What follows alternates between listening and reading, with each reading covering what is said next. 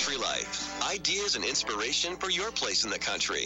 You can find more information on today's topic and from previous shows by visiting us online at livingthecountrylife.com. We'll return to the show after these messages. Whenever you're online, Living the Country Life is there too. Like us on Facebook and exchange tips and ideas with people who share your love for the country way of life. Follow us on Twitter at Small Farming for timely news and information. You can also find us on Instagram and Pinterest. See the latest inspired shot from our readers or add a garden tip to your boards. Living the Country Life has all the ideas for your home acreage. Visit us online at livingthecountrylife.com and find us on social media.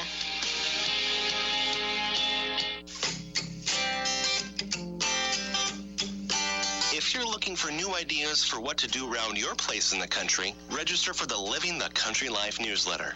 Once a week, you'll receive helpful tips in your inbox on a wide variety of seasonal and timely topics, along with so much more. Living the Country Life is for all those people who love to live in the country. Sign up for your free newsletter today by visiting livingthecountrylife.com.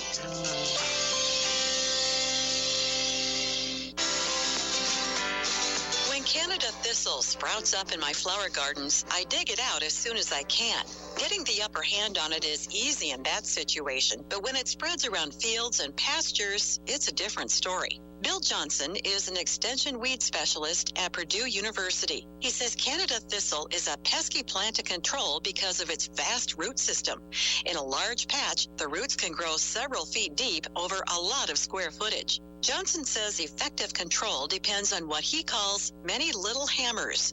In other words, hit Canada thistle several different ways. Mowing and burning basically remove the top growth of the weed, and whenever you injure a weed like that, you force it to utilize some of the reserves that it's storing underground, and as you continually utilize these reserves from underground, you weaken the plant, and so some of the other tools then that you can use on it, like growing a competitive crop or using herbicides, can be more effective when you're combining these tactics together. It's also more effective if you time your control strategies when the weed is most vulnerable. Typically, Canada thistle is most sensitive to herbicides at the bud stage or later on in the fall, just prior to freeze up in the wintertime. During those two periods of time, the plant is able to move herbicide into the underground portions of the plant, and as a result, herbicides are more effective when they're able to be moved to the roots and to the rhizomes.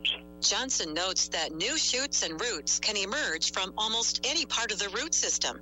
Even a broken off root can send up a new plant, so this is why it can take several years to eradicate the weed. Learn more about battling Canada thistle at livingthecountrylife.com. I'll see you in the country. Living the Country Life. Ideas and inspiration for your place in the country. You can find more information on today's topic, share your tips, and post photos by visiting us online at livingthecountrylife.com. Good morning and welcome to AM 1380 WYSH and Ask Your Neighbor. Ask Your Neighbor can also be heard and seen on our website, WYSHradio.com. And if you are in Anderson, Rome, or Morgan County and have Comcast cable, you can watch Ask Your Neighbor on BBB TV Channel 12. Ask Your Neighbor is the program where you call in and do just that. Ask Your Neighbor. Do you have a comment? Do you have a problem? Or do you have a question? Then call in and ask your neighbor. 865-457-1380 or toll free at 877-711-4005. And for those of you that might be listening or watching on the internet, you can email from our website, WYSHradio.com. Just click on the Contact Us button and email your questions. Now sit back and listen as listeners throughout East Tennessee and the entire world answer your questions on Ask Your Neighbor on BBB TV 12 and AM 1380 WYSH. Good morning, everybody. It is 10:14 on Thursday morning. That means it's time for David West, Stars and Stories of the Cas Walker Show. Good morning, boys. How are you today? Morning, Dory. I don't know about that. We're here anyways. How's everything going today? Well, we're up. up and about. As Mr. Walker said, we're here, and we hope you're there. You guys have tonight at the Historical Center? That's tonight, right? It's tonight on Gay Street. Somebody's got down and be there at 6. It starts, I think, it actually kicks off at 7, I believe, and it's this will be a good one. They called me and said, we've got a new Cas Walker film we put together that you hadn't even saw.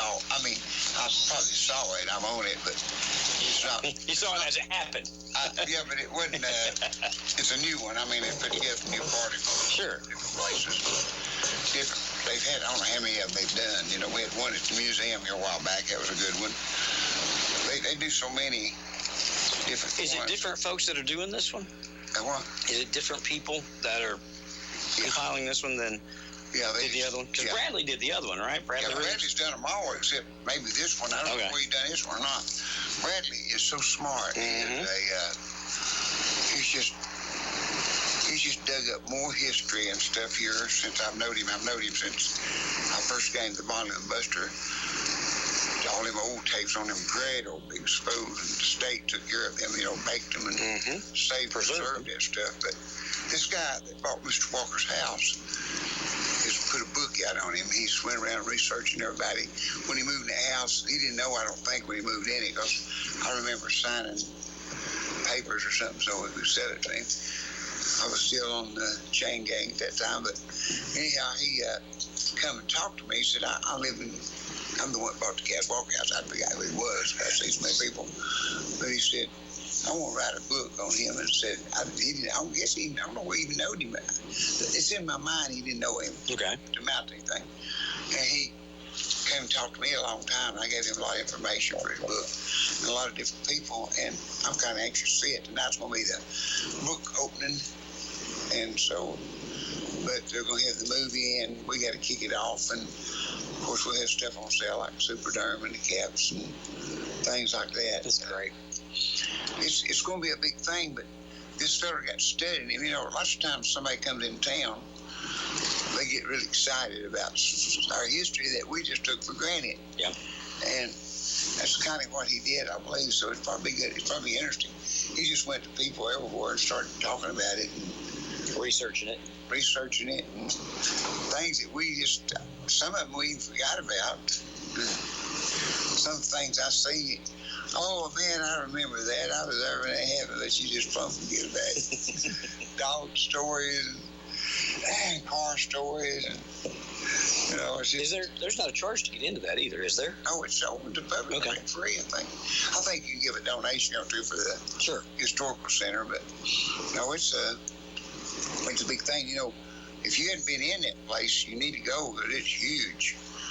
I haven't been through all of it, I guess. I've been in, you know, you go in a little place, kind of just like a 10 or 15, maybe 20 people sitting down, like probably 15 or 20, like a little theater. I know the first one you go into, and they got one of the old streetcars that ran on the track, you know. They got a little cabin in it. It's big. It's real big. But when you first walk in the door, you walk into like a little theater. It's just a big screen and 10 or 25 seats or something set there. And I sat down and watched it, and they used the opening of it is Appalachian Dream, the song I wrote. That's great. The tune of it. And then they may change it around from time to time. You know, they do different stuff. But then you look to the right on that portion, that little Bonnie and Buster. And of course, I was all through them.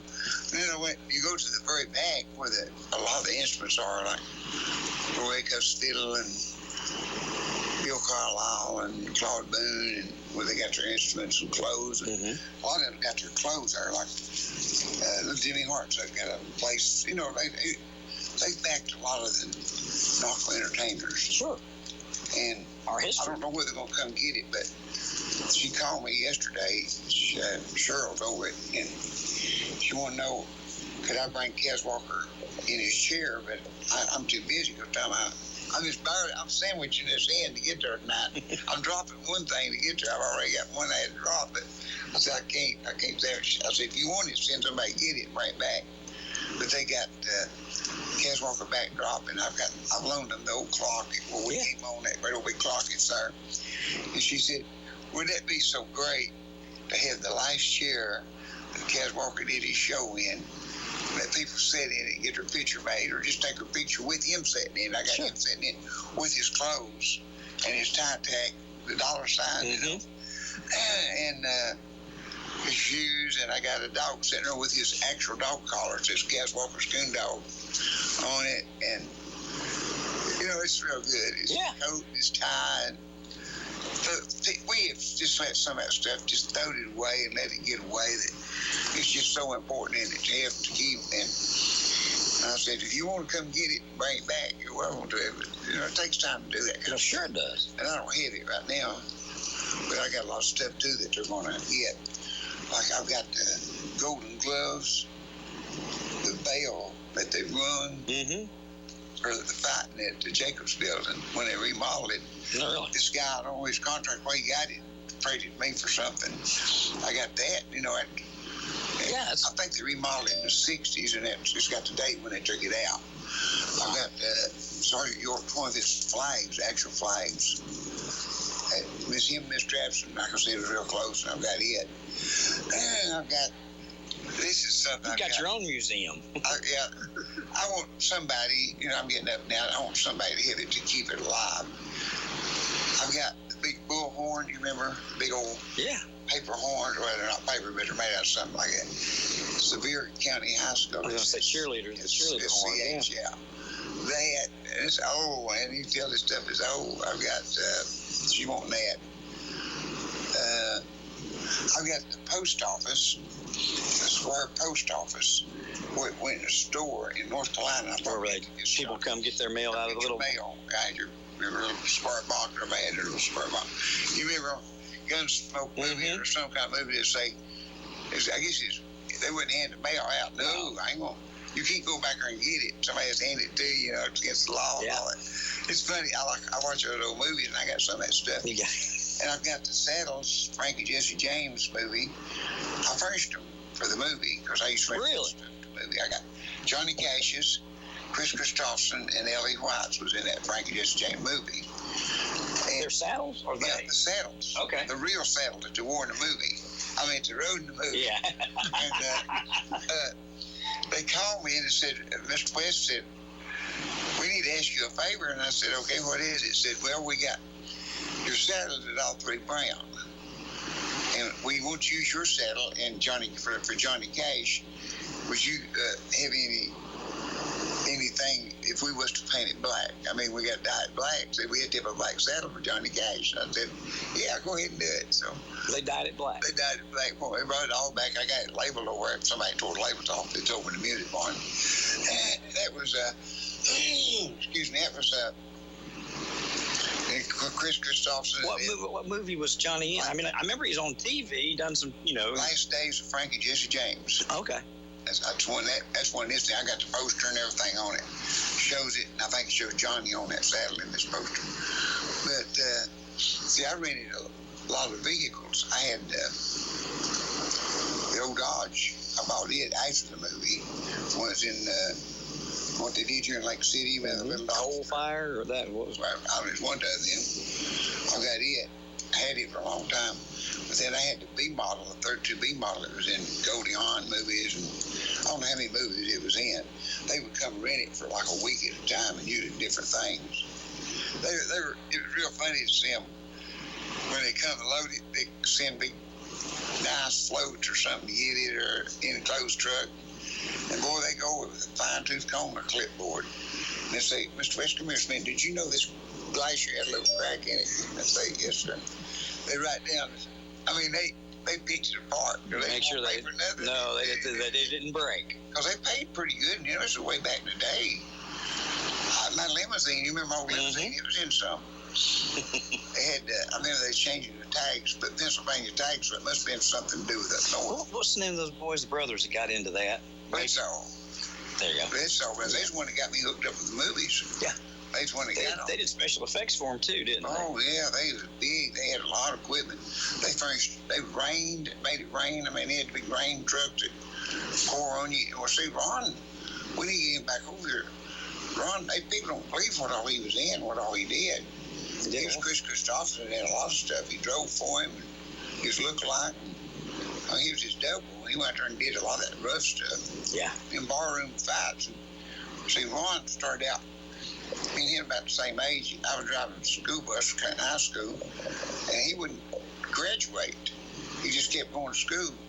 Made sure he stayed in school. I done got 21, and driving the bus, and he was 21, still in school. Somewhere he stayed in there. I asked him, I said, how come you stay in school? He said, I don't go to Vietnam. I'll tell you what, he had special shows a lot. He drove for me. If we were on a trip, he won't go with me. He just hung with me because I was teaching him how to play guitar. And he wanted to sing. He wanted to be a singer. He brought a song he wrote last time he was here. He brought and did for us. Yeah, and but I showed him how to, he didn't know how to even strum. Rhythm. He couldn't even strum. I said, think, that's really Hank Williams. I gave the Hank Williams lick. Went down to the river, ding, ding. I had to show him how to even make his licks. But he and I were the greatest of friends. I've always had problems with that, too. I can play. Yeah. But if I try to sing and play, I just strum, you know what I mean? Because it's hard to keep your rhythm and play the melody and sing the melody, especially if what you're playing is different than the melody that you're singing. Yeah. I could do better if I stayed with guitar, but only guitar, but I just love banjo, I guess. Well, you've done okay. I just quit guitar and went to banjo pretty much. Me and Luke used to play twin guitars a little bit on certain things. He loves to pick. In fact, me and Ken Bonham is too. But he liked a lot of it. But there's so many things when you come to Sodaville you can see. People just can't believe it. They just can't believe all that stuff. But it's in there. And I do little displays all the time. I've got one I built this morning. I don't hire to see directly. You go live and you would too when you get to see it. I don't tell you that. I don't wait unless you look at it. It's really cute. It really describes today's world. Okay. It's really cute, but I got so many things in there. I mean, where would you even find it? Who would have even saved it? It's a big armchair. I trade for it somewhere, and we put it in there for Cas Walker, and it was his chair. Every Saturday night. He sat right there at the bottom of the stage. Just walked there every week. Oh, I know. And see, when we took intermission, you could come meet Cas Walker, and you know how it was. They lined up down to the middle. Line up every Saturday. To just shake hands with him. He was a legend. Mm-hmm. And he talked to everybody. And then, in his older days, we got him up to dance. He never had stepped one. He'd been to hundreds and thousands of dances, but he never had probably ever been on the dance floor. And I got Lola Jean. I said, get him up there to dance with him. And she got him up. She got him sing. Got him sing. Froggy Gilcourt. Somebody told me that yesterday. Said, we heard him singing. Somebody called me and said, let's talk about the show. Said, we got to hear Mr. Walker sing. Pick up the morning paper. Yeah. Him and Rowdy used to do that every Saturday. Yeah, and he's going to come around the mountain. She'll be dancing with Cas Walker. Oh, he thought that on Saturday night. Well, you was playing there. Well, yeah, I was playing drum. Yeah. He said, am I going to dance tonight? Yeah. Yeah, Mr. Walker, you're going to dance tonight. Oh, okay. He enjoyed that. I thought he got his face and just like, I could talk just like him. Yeah, you can. I could write like him. He'd look at something I'd done, he'd say, give me something. It's something you ain't done. He was funny. But boy, I tell you what, if he ever trusted a person on earth, if he ever loved anybody on earth, it was me. He did. He thought, when he said, that's the most honest man I ever met in my life. He meant it 100%. If he had it, he said he's a crook. He didn't care a bit more to you. He'd tell you straightforward. He told you what he thought, but we got him up there dancing. I'd get about 10 women. We'd say him do 2 or 3 steps. Mm-hmm. I'd blow a whistle. You got to switch, because they'd be lined up. He couldn't stay up that long. But he thought that was something. You remember when you there, we cut that commercial, had a young girl. He went that lady's shoes there, didn't he? He couldn't do his line. He said, are we going to do some more of these commercials? Yeah, Mama got a hold of it. He enjoyed that commercial. Parents said, you've been doing Cas Walker so long, your voice has changed. You don't even sound like you used to. But you start doing other people's voices and stuff. Yeah, I done some of his commercials. And you used his voice. It's hard on your throat if you do a lot of it. You change yourself. But he didn't didn't know which one was him or you. You played them over here and didn't know which one was Cas Walker. I'll tell you what, I had to listen to some of them to know if it's you or him. I really put my heart into it. You got to do a good voice, though. You have to think about it. You don't just do it just on the spare moment. I can't. I have to think about it a little bit and start thinking like that person a little bit. And then I can just about do, I can do Fred Smith. He'd laugh at me. And Luke would laugh at me. Luke wanted me to talk to him back like he talked to you. Yeah. And I can't just jump from Cas Walker to Luke like that. I need to think about Luke just a minute, how he sounded, and visualize I'm with Luke. And then I'm doing pretty good. Oh, I know. I've had a lot of people said, well, I thought that was him on the phone. I wouldn't have known the difference on the phone. I wouldn't have been able to. And Fred Smith. But when you're with those people day and night. I never met Fred, I don't think. I'm trying to, in the years I was over there, and if I did, I don't remember, but I think I'd remember. If Fred Smith walked in this door and said hello to you, you start laughing. It's the way he stood there. I do. He held a word. He could help. I didn't think about it a second. I can give him his liking. And he knew I could. And he'd laugh, but the way he would hold a word, he could hold it the longest, couldn't he? Oh, yeah. He could hold it. But you have to think like him and stand like him, and then you get in that position, and I can start talking like him. But I had to psych myself into Fred. I was talking to somebody the other day. I don't remember how we got the conversation started, but we were talking about music. And I said, you play anything? I said, I play a little bit. I said, I played drums for a long time. What'd you play drums for? He started naming folks. I got Jimmy Martin. Played once for Kitty Wells. I played once. They were like, how in the world? And I said, it's a big thing in Cider Village one time. But I made it sound like at first that I had, been their drummer. The same thing if you'd been in Nashville. That's true. Sid Atkins and all these boys that are out there. Most time I didn't know who's going to play bottom no way. When you do it, you don't matter what town you're in, you still done it. Did it, yeah. Like when we was working with Wayne Newton in Washington, D.C. for $1 million people, where else could I have done any different? What year was that? 82. 82.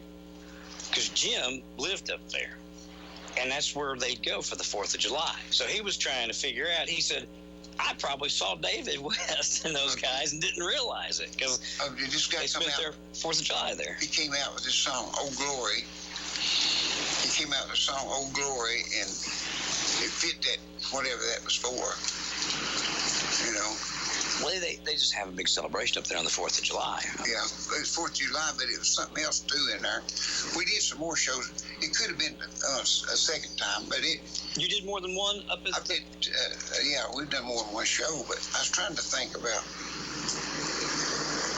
Well, we had shows... That's up at the National Mall, right? This is at Western Monument, out over that lake. Yep. You seen the movie Forrest Gump? Yeah. Well... Yeah, that's where he went out in the water right there. Yeah, that's made right there. That's it. As far as you see, it's people. They said, I'm Greenhorn. I said, in fact, I suppose went back not too long ago and did a thing there, and I didn't go. They called me I was in Myrtle Beach, and they wanted me to come, and I did quit everything I'd done and went. They had me set up already. That's when not a few years ago, Jimmy Duncan called me. He was at it ready. We need you up there. But the first time was 82 that I ever played there, I guess. But anyhow, he said, when we got off the bus, I never had something like it. Well, I never had been in 82 where you smoke pot like you do cigarettes, I mean, they were. I get off the bus and I stepped into a nest just as quick as I stepped, and we was right beside the stage. As far as you see, it's people. We was on this side, the stage was on this side of that big pond or water or whatever it is. The concrete pond. Whatever you call it. The water or whatever it is. Yeah. I don't know what they call that there, but anyhow, I didn't have either, so you'd have to see this. You'd have to see this stage, huge. We had just traveled from way down somewhere. We'd done I don't know how many shows. We had 2 buses. I don't know how many shows we'd done. Mm-hmm. We did the Crossville, I believe, was Fire, with different people like Speck from Porter Waiter show, Sadie, we had them up the telephone, they did all this. Luke and all of us was traveling together. We had 2 buses. But when I stepped off that bus, man, how I got drunk right off marijuana. They smoked it. There's hippies and people everywhere. And these cops were great big people with sticks. And I looked over at that guy we worked for and I said, man, they smoke pot everywhere here. And then nobody's paying no attention to it. And he said, you're in a different town now. He was from Arkansas. He was one of Sam Walker's big buddies. He went, but Bob, he went, but gas register. I knew Bob. You know, he had gobs of money. He got there and got traveling. He just thought he didn't as much fun. He said, I'm going to call back home and sell a bunch of that cattle, and we're just going to stay on the road. He said, well, ain't we having a lot of fun? I thought, I guess we are. I don't know. But I was talking to one of them cops, and he said, he's telling us what we had to do on the show over, because we was there 2 or 3 days, maybe 3 days. And he said, hey, you had to park where you had to take that bus to. And I hadn't thought about this. He said, let me explain something to him. Where are you folks from? And I said, well, I'm from Tennessee. And the guy that we're working for is from Arkansas, but he's originally from Tennessee. And the guy's got to get song out is from Arkansas. And he said, well, let me tell you something. You're in a different town. If you looked at that crowd a while ago, and this was actually dispersing, he said, there's 1 million people we estimated to be sitting out there. 1 million people. He says, we don't do nothing. We don't arrest nobody. We try to break up. We try to walk around and look bad and overlook everything unless it's danger. And he said, what could we do with 1 million people? We don't have no facilities to take care of 1,000 people, which that's 1 million people or something like that now. It might not be 1,000, but sure. He said, what are we going to do with them? Well, we can, Lord, you can't. How you going to handle 1 million people? You got to have 1 million officers, you know. In other words, that's what he's trying to tell me. Sure. And I got thinking of what he was saying. And I thought, I guess this is a scary town. Oh, but they loved us. And they loved music. I never saw them boo nobody or disrespect anybody or be mean to anybody. And them people did. Now, on the street, they would be. They was awful to you on the street. They'd cuss you out and ball you out. If you just run up on the street. I remember one of them buses he's trying to turn around, he got going the wrong way and backed up on the sidewalk, and I was directing him, and I said, get that collar, you know what, off here. It's in my way. And I thought, oh, shoot, what kind of people we into here? And this one guy, he's stout, he had a bad temper, and I thought, well, if he'd got one of them, 25 of them beat him up, you know. That's when I found out I was a lover, not a fighter. Anyhow, he got the thing off, we got off to the party, but you just think about what kind of jams you're in a thing like that. I've never been. They steal the wheels off the bus. He told said still. Said their key. If you stop them, he said, you can't park here because we was going to open, being one of the first bands on the next morning. Had 30 minutes, our band just right past you and put them on. Sure. I mean, run them. Them people didn't move. They didn't take no intermission. They're just eating. I had food and stuff. It's something like you never saw before in your life. Or I had never saw. Maybe you have. But anyhow, when that cop said this guy was going to stay there because he had steaks, he owned cattle, and he cooked for us too. Oh, well, we eat at restaurants if you don't want to cook, but every now and then, maybe once a day or every other day, he want to cook big steaks. And he just like to do shift work. Mm-hmm. I want to cook you. I got okra, I've got homegrown. But Bob liked to cook? Yeah, okay. He cooked. Always good cook. He said, I'm going to cook you up a big meal. We're going to have steak, gravy, and all that stuff. And he just went there and went to cooking. That guy said, we was the last 2 buses. There wasn't no man there but us. He walked up and knocked on the door, and he said, what are y'all doing? He said, I'm cooking. Come on in, eat with us. And I'm cooking up a big dinner. Said, we got to go on first in the morning. I thought they wouldn't care if I was sitting here. He said, we don't care if you're sitting here, but you probably won't be alive, maybe. He said, what? He said, that's when he said, where you folks from? And I said, we're from Arkansas. He's from Arkansas, and I'm not from Tennessee. And he said, you don't realize how dangerous this is. He said, they will come by here tonight and steal the tires and wheels off his bus. And if you get out and say something, they'll kill you. He said, you don't know how many people get murdered tonight up here in this D.C.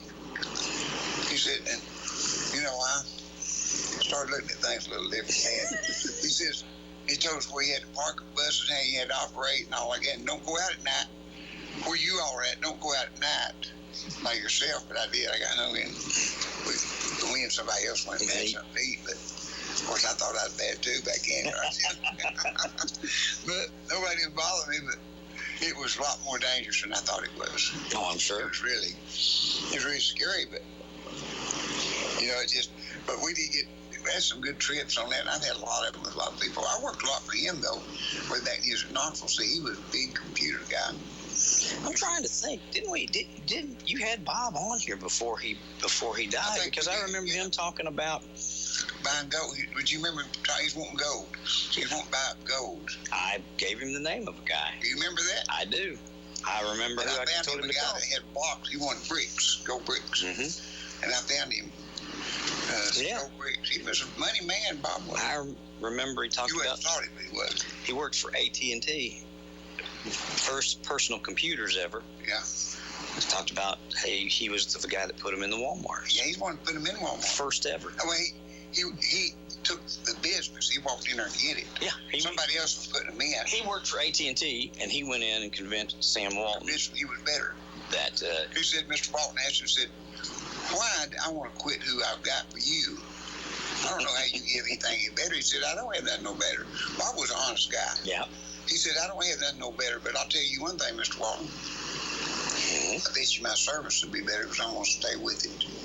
He said, the person I put in a grand opening, I took me an engineer with me and took me a cot, and I stayed all night with it the whole weekend.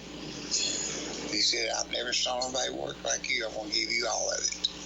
Mr. Walton used to do the same thing, didn't he? Yeah. He used to stay, and they say he'd go in. Yeah, he was with him too.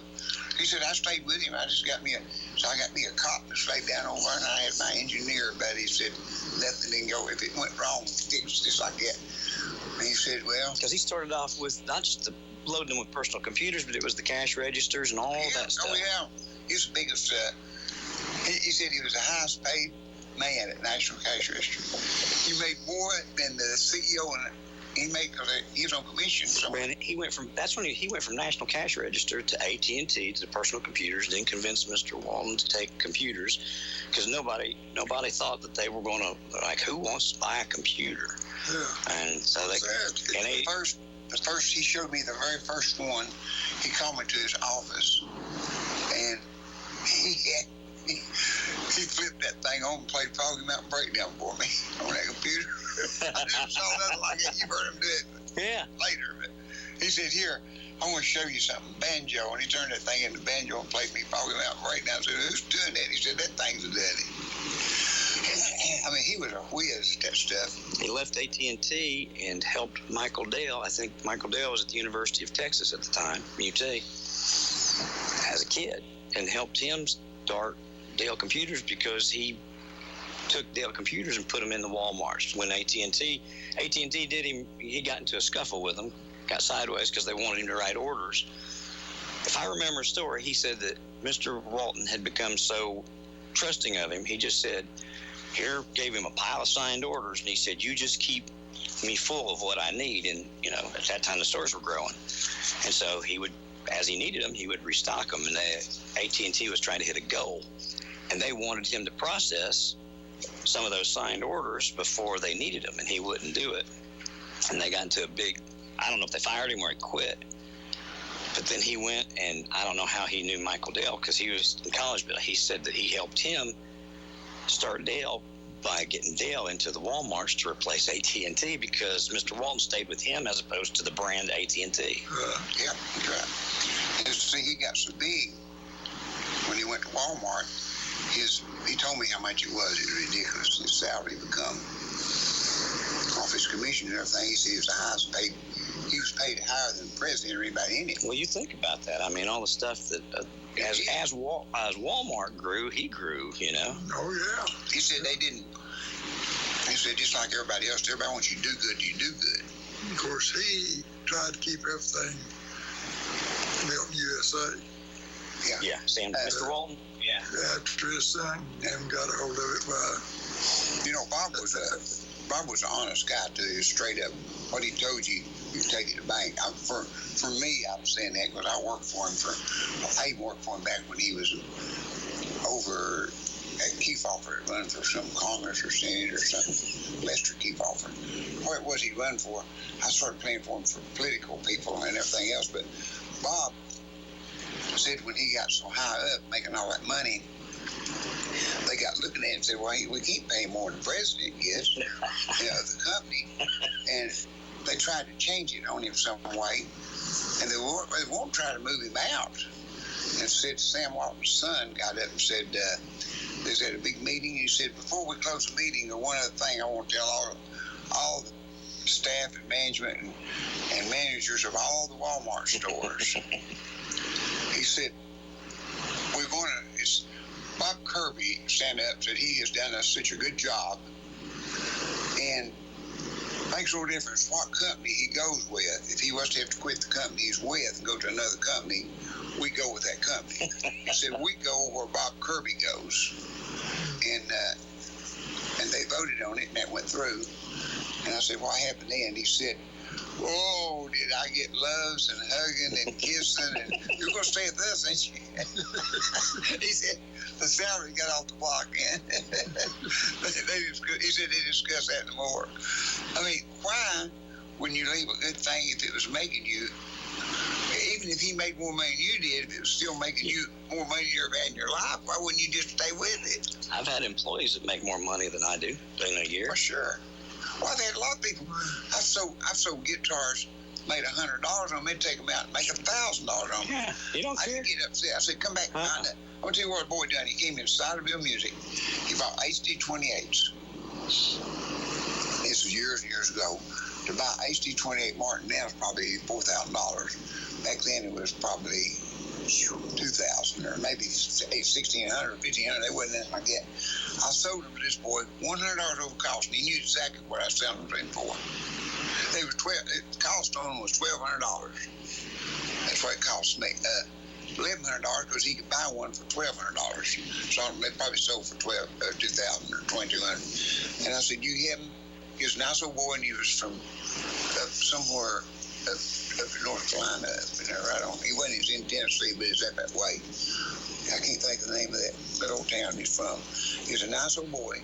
He come in there and he bought one, and he said, because he was a friend to the Martin people that furnishes and wood up there, John Arnold, I think that area is where he's from. And I said, yes, you can have him, just like I was selling it to John. Although John furnished Martin wood, he couldn't buy a guitar from him. No. He could buy it at a certain price, but they told him that you can buy it cheaper from David. He'll work with you because whatever he sells it to you for, I couldn't advertise it. No, I know. Because I had you do the commercial. I know. If you buy a Martin cheaper inside bill, we'll buy you a T-bone steak. Right. T-bone steak. I could go around it, but I couldn't say. Mm-hmm. You couldn't give a price. Exactly. And so anyhow, this boy bought a Martin. He made $100 on it. And the reason I know now it cost me $11, but I sold him for $12. Exactly. Okay, he went back. In 2 or 3 weeks, he came back. And he had the green. He said, I want to buy another Martin. I said, okay. Another HD28. And he did it 12 times. That's the reason I remember this well. He came back. And the 12th one, he said, now, you give me this Martin. I took them out and sold them and made money on all of them and said, this one's going to be for mine, and I got it for free. That's what the boy said. And I ain't reckon I ever saw him since. If I do, I don't remember it. But he took about that Martin. He looked at me, he was a little sawed-off, nasty boy, and he said, this is number 12. Boy, I thought I had something going, which is okay, because ain't going to sell somebody else. I'd be off them $1,200 and nothing. Sure. But he said, this is my 12th one. I said, it is. He said, yeah. That's the reason I remember it, $1,200. He said, this is for free. I said, has it for free? He said, I sold all the rest of them, made $100 a piece on it like you do. He said, I got me one for free. I don't think he did. If he did, he might have come back and bought somebody, but I don't remember him, Mm-hmm. But that's something, wasn't it? That's amazing. That boy about a year ago come down and he bought several Martins. 28th, 18th, stuff. You know, he bought several of them at one time. Was he buying them to sell? Oh, Yeah, I mean, I don't know what he was in business or what, but I remember he buying several Martins. Yeah, I've done it with them before, you know, just, you never know what you're going to do. But, you know, I tell them, I say, now, the warranty goes to you. It dies right there. But when you sell it. If you're in certain places of the United States where they ain't got Martin dealerships and stuff, where it's just like PT Cruisers, you can buy them and sold them. Yep. Because people want them. There's a big demand for it. See, Martin has cut, they've cut their dealers from 1,100 to 550. Really? Like they've cut, I heard, that's what my rep told me. And speaking of Martin, Friday the 1st, right? Yeah, Friday the 1st. A week after tomorrow. Yep, week from tomorrow. Martin, I just talked to them, and they said they were all geared up. And what time is it? 10 o'clock. 10 a.m. to... When you walk in at 10 o'clock and you got a guitar, flat top guitar of any brand, don't have to be Martin or anything, just write your name down on where it'll be numbered, 1 to probably 100. And that's when you get your strings put on for free. If you're number 2, you get the number 2. Say if you're number 1, you get the number 1. So it'll be there at 10 o'clock Friday morning next week. And so it's going to be a big day. Howard's going to be. There's a boy going to be playing too, right? Picking or just? Oh yeah, they got. I had that. You had it here last week. That boy, I don't remember his name. Picker, they say he's outside, but they're going to have other prizes too. They're going to be giving away prizes, and they're going to be Martin reps going to be there, and they're going to be showing expensive models. All this is going to be taking place in stores. I'm afraid to come. Was this a new string? Talk me into buying one. Is this a new string that Martin's come out with? Yeah, that $50 string. It's the one they're fixing to push right now for their master string. It's going to be real big. You gave me a set of those. Jason, something. What is it? I can't remember. I thought it was maybe Jason. Somebody will call me. Karen, she might. You gave me a set of those new strings. Did you try them? No, you didn't give them to for me. I was going to buy them, but you gave them to me. I sent them as a gift to the president of the Motor Racing Network. I'm on a board with him, and he's a big Martin fan. And I said, you ever heard David West of Siderville? And he hadn't. And I said, if you buy Martins, and I gave him all your information, I said, you won't find a Martin on earth cheaper. And so I got him those strings. They were like $50 a set. $50 a set. I'm not selling much of those.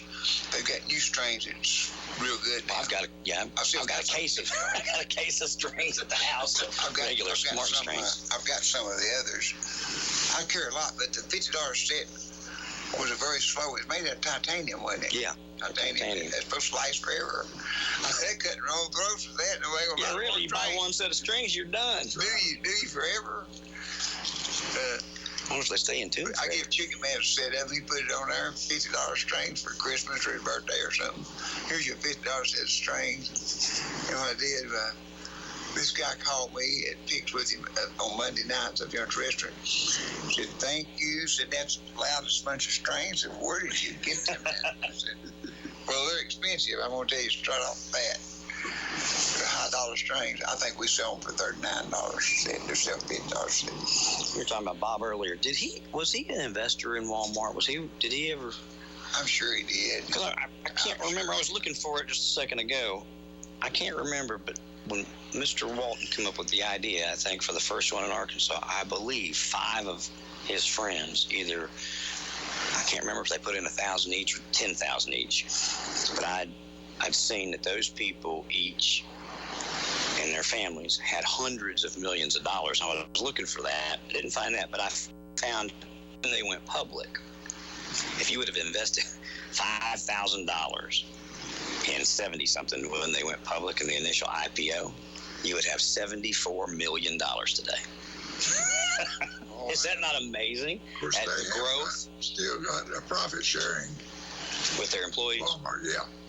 I was trying to see that. You'd be worth some money, wouldn't you? They went. Anything that you get the ground floor on.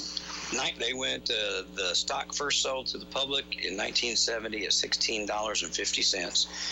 So if you would have invested $5,000 today, I'm trying to see what date this article was written. This article was written October 19th, 2019. Okay, so this week.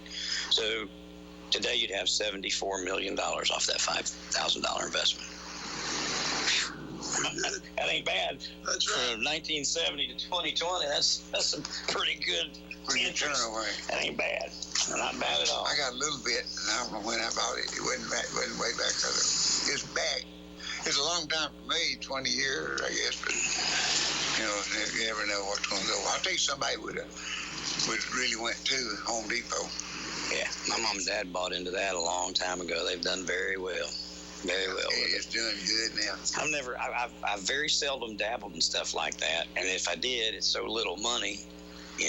I've got one that's a technology stock that's like quadrupled, but it's, I maybe put $1,000 in it. So, it's great that it's done that much. But I wish I'd had more money to put in it. But you never know. I put in some that I remember I had Wells Fargo, and it crashed and died.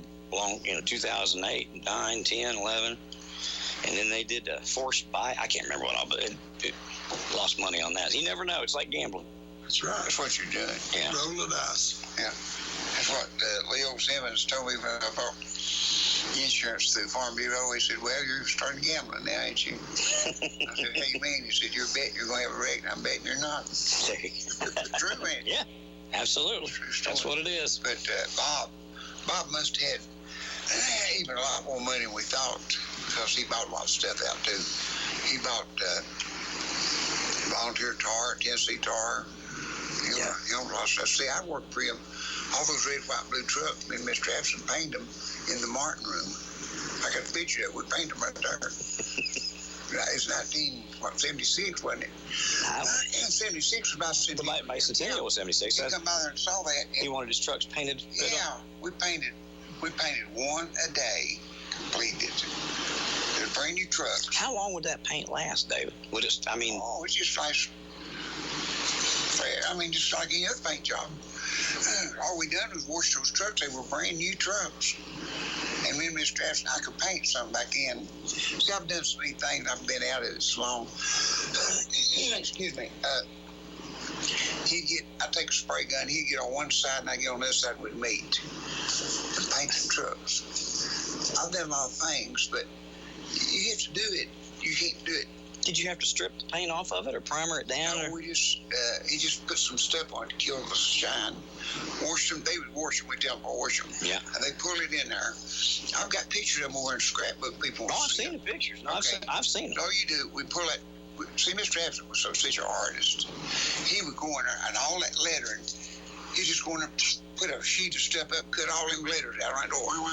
He had a thing, and it was stencil paint. It just go right. He had the best of everything. Mr. Travis did. He bought the new modern. Everything that you do, we put them little holes and do checks. Mm-hmm. He know how to do everything. He was supposed to be one of the best to cut a screen. Mm-hmm. Back in, he had to do a lot of screen painting. You couldn't do it. I've got his business cards. He screened his own business card. He done all that stuff. I've got him. I've had him over here. But he would do that, all that lettering, and them stars all over that truck. He just walk up there and he didn't stick them on. He cut them and jerked the tape off. Is a material he used. That truck was white, so on red, white, blue, and we painted the hood and the cab blue with all them white stars. Well, they weren't done painted. When we jerked it off, we just put coat it, like we just changed the color of that truck blue. Sure. Well, the other paint was just like 50-year paint. It's already still on there. And you just pulled the stars off, the decals off, and the paint was... Well, it was in July, and just quick as we painted that, we had to sit there just a little bit, and I stepped up real easy in a truck and backed it out in the sun for an hour. Well, you could rub your hand over it then in the hour out in the sun, but he knew what to put in the paint, make it dry quick. Well, then he pulls it back in, and all that bed was white. Then he put 4-inch stripes. It was a way to do it. It was really interesting to watch. But the blue, he'd give me a gun, and I sprayed quite a bit with him back in. He said, you get over, we'll meet in the middle, and he showed me how you couldn't even tell where we laughed.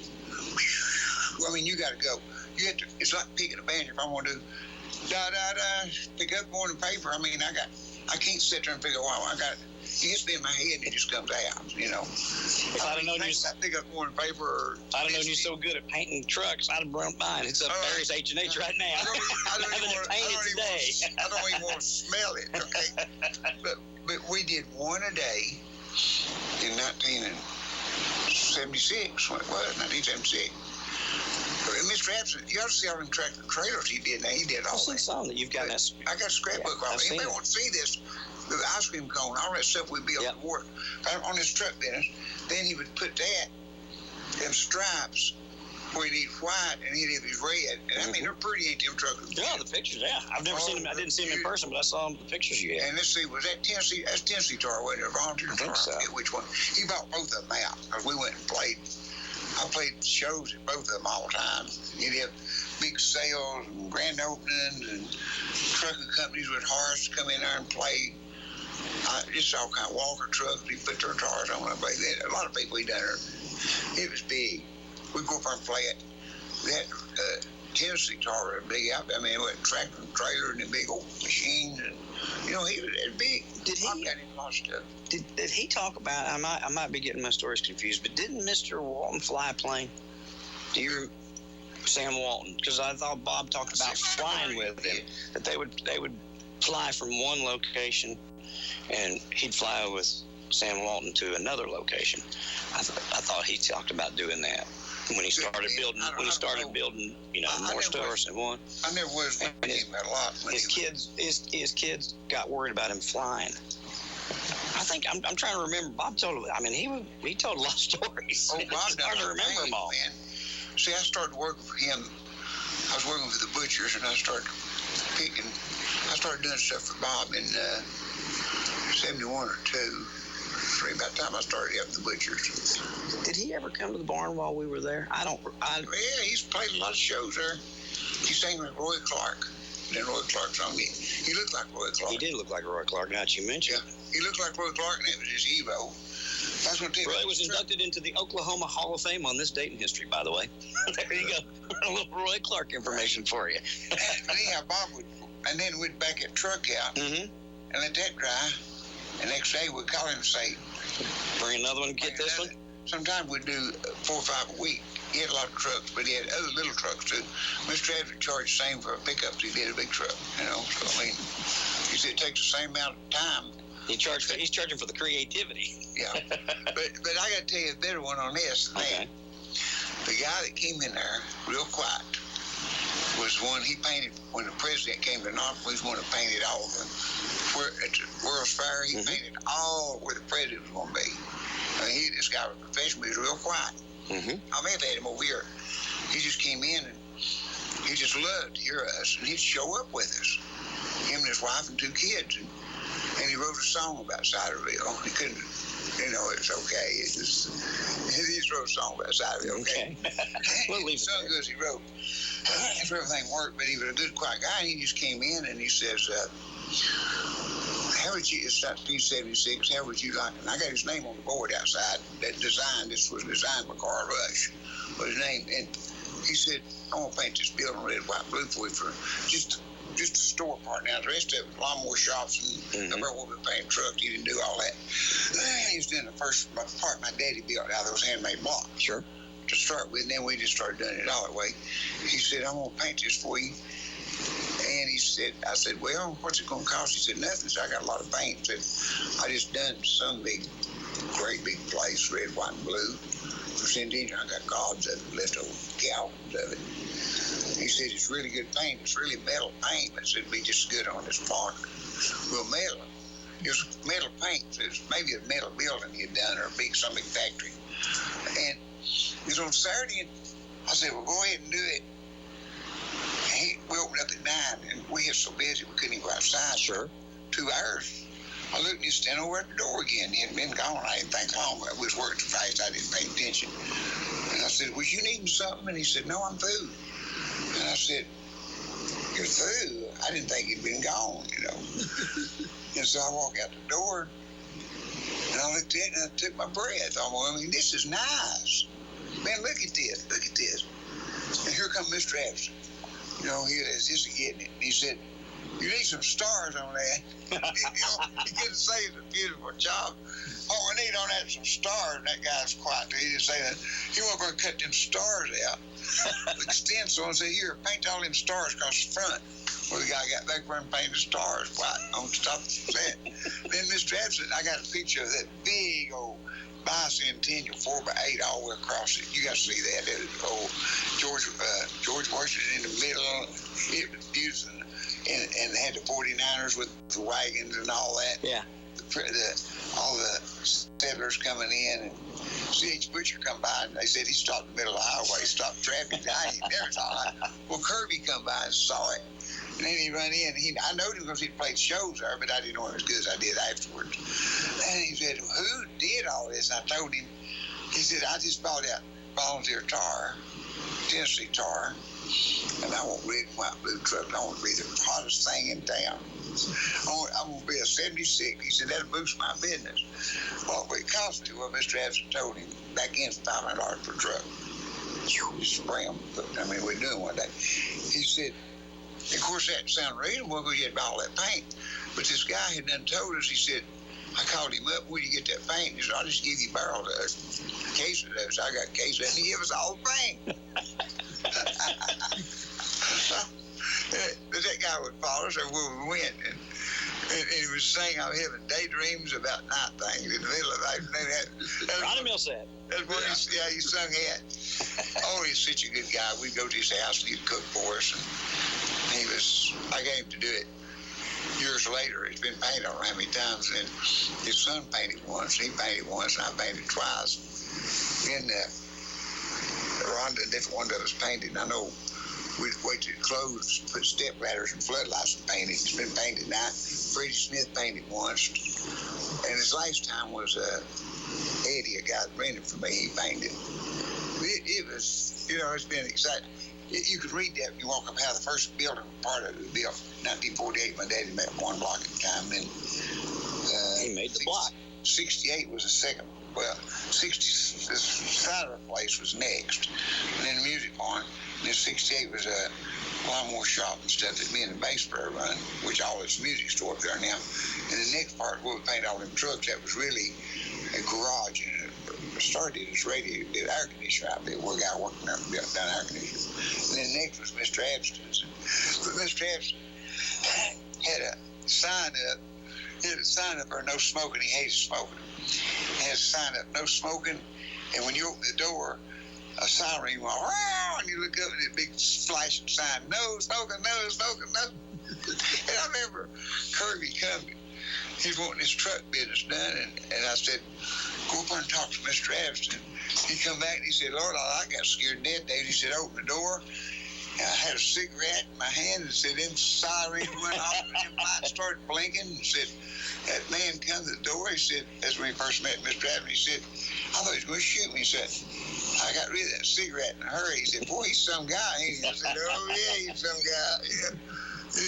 You had to know Mr. Abston, you get along with him. That's it. I mean, he was one of a kind. That's the first thing Mr. Walker told my daddy when he was going to rent to him. He said, oh, he's honest, but I'm going to tell you right now, he's peculiar. That's the word he used. He said, be real careful about how you get along with him. Because he got mad. He said he got mad one time and went in a cave and stayed for a week, I believe it was, and wouldn't eat and fasted.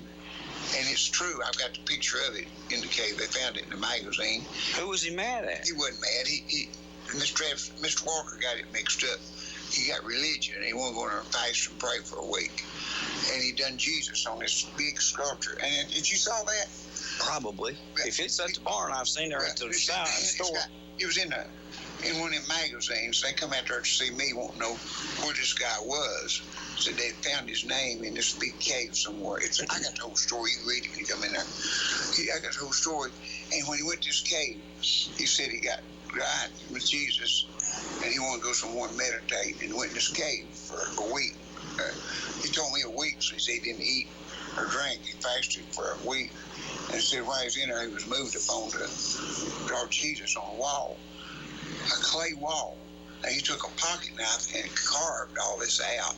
It's a huge, you got to see it in a book. I got the centerfold. I've not seen that. Oh, that's something to see. And hearing him tell a story was even much better. And they had found it in this cave, and they got researched who did this.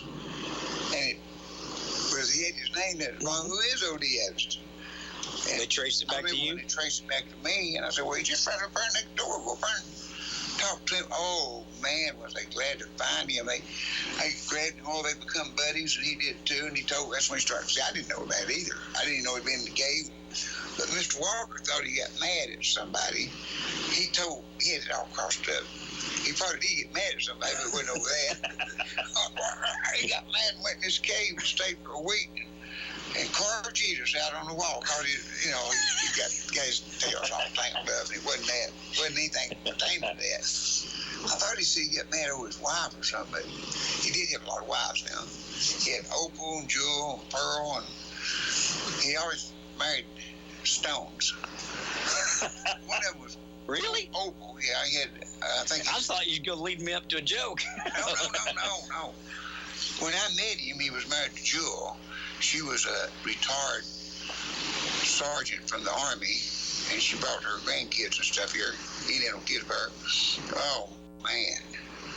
Whew. You talk about getting along with the devil.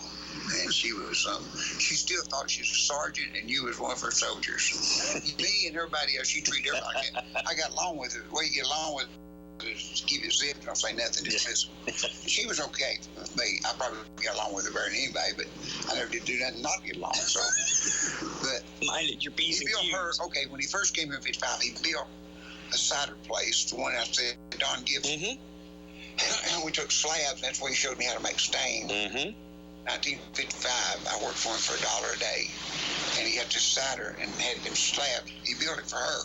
She needs a job. She don't want to sit in put his trailer back there, and he built this big art trailer. It's a big art studio out of a trailer. He pulled it in there. It's into a trailer. And she was going to run the art shop and pour cider, and it lasted about 2 or 3 weeks. And she wanted to get on run. She was okay. I mean, she wasn't nobody. She wasn't mean like that, but she just everything she done was, hey, go over and get that right yonder. I mean, it's like you're saluting her all the time. And I tried to do him. I don't know how in the world he got tamed down on the fire. And she's the one that took him to Florida, and they sold out. It's a long story, don't get it all, but they went in there to get their retirement home. He went there and built him a nice place in Florida. I went with him. Occasionally, he'd take me to dinner, and he called me up, and he said, that's when he came back in 69. He said, can I come back up here? I said, this is like HEWL in here. So I'm not sitting in no nursing home to die. And he came back and died. You're working. Worked up to his 90-something, 90. And he was, like when he was 69, he was born too. So, she wanted to quit 68. She's retiring 68. She wanted him to go sit in a nursing home and die.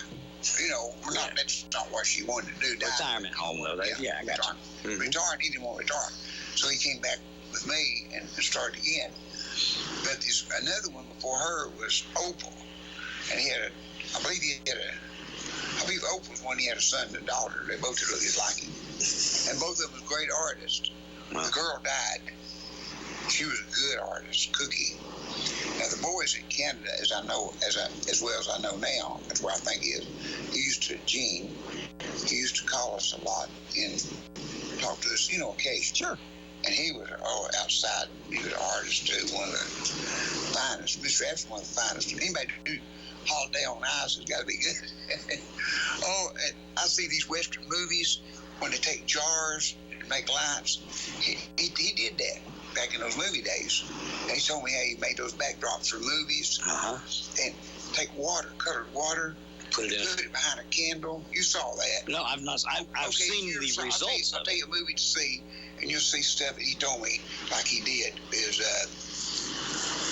that where Patrick Swayze's in that White Earth movie? Okay. When they go into that's when they go into that theater, and White Earth and all of us sitting there watching theater, and you see that bottle of water. Yeah. See, I know what they're doing because Mr. Epson had taught me that. Behind a candle, it's colored water. They can turn the color with that candle. And he showed me how they did all that back in. They didn't have electricity back in 1800. And they didn't hit it when he was born in 1902. They didn't have electricity in the 20s. Most people didn't. Yeah. And theaters and stuff, they had to do a lot of things. But he showed me all that, and so he could just do things that people couldn't do, but them kids learned that. He taught them. Oh, he wanted me to be an artist so bad. He said, I want to show you everything about artwork. And I said, no, I don't want to be an artist. I don't like artwork. I can paint a sign enough to get by. Just don't call me you and want it, but I can get by. I learned how to do a little bit of it, but I didn't want to even learn that, but he made me. I had to do that to work for him, but he loved me. I don't know. He loved me better than he did his own kids. I'm telling you the truth. I hate that I would have to say that, but he said, man, you stuck with me through thick and thin, and I was a little boy, and he was a 13-year-old. When he got there, and he got me into selling cider, but when I think we had that guy to come over here, Michael DeBille, from tell about his wife, and he had his 2 kids. Well, that was his dad and his wife, before we went to war. They thought he was dead, and he married Opal. Well, when this guy come back from war, Opal was married to... Opal was there sitting Mr. Adams with 2 kids with her. And they shook hands on it. He said, I'll just get a divorce you ever. He's going to give that guy, he won't hurt 2 kids. So he said, no, I'm going to go ahead and divorce her and give her to you. They were friends. Kids growed up together. Mike DeBills was one by the same daddy that was married to her. I mean, they all, because they would leave her where I'm going to see my brother. I kept trying to figure out how on earth are they going to be your brothers when they ain't got the same names, the Bills, and they're Abstons, and I couldn't figure it out till Michael told me. I explained all that to him.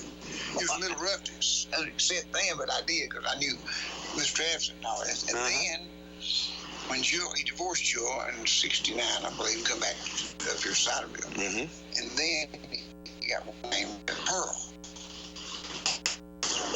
And Pearl, but I think Opal was a little more pleasant. Pearl could be a little more. You got to hear this. I painted over where the big ice cream cone went around. I'd go back there and eat with him when I was working with him or two.